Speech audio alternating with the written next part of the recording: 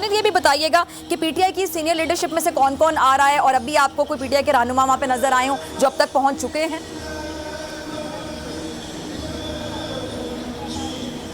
आपका सवाल नहीं सुन सका, दोबारा कहिएगा। जी जुनेद, पीटीआई की सीनियर लीडरशिप में से कौन कौन आएगा आज, और अभी पीटीआई के कोई रहनुमा जो अभी जलसागाह पहुंच गए हो इस वक्त तक, जो कि 7:25 हो रहे हैं, अभी आपको पीटीआई के कौन कौन से रहनुमा जलसागाह में नजर आ रहे हैं? सब अभी आएंगे कुछ देर के बाद।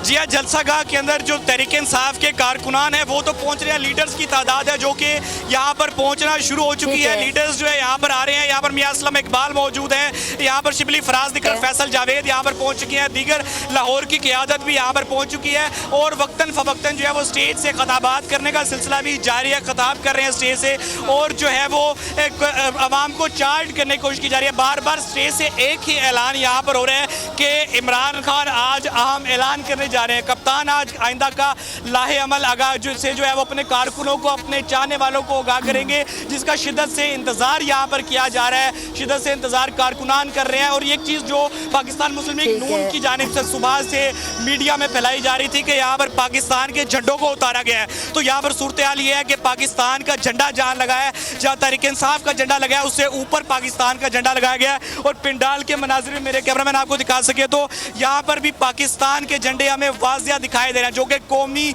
जो मोहब्बत है उनकी, जो अपने वतन से, अपने परचम से मोहब्बत है, इसको जाहिर करते हुए दिखाई दे रहे हैं।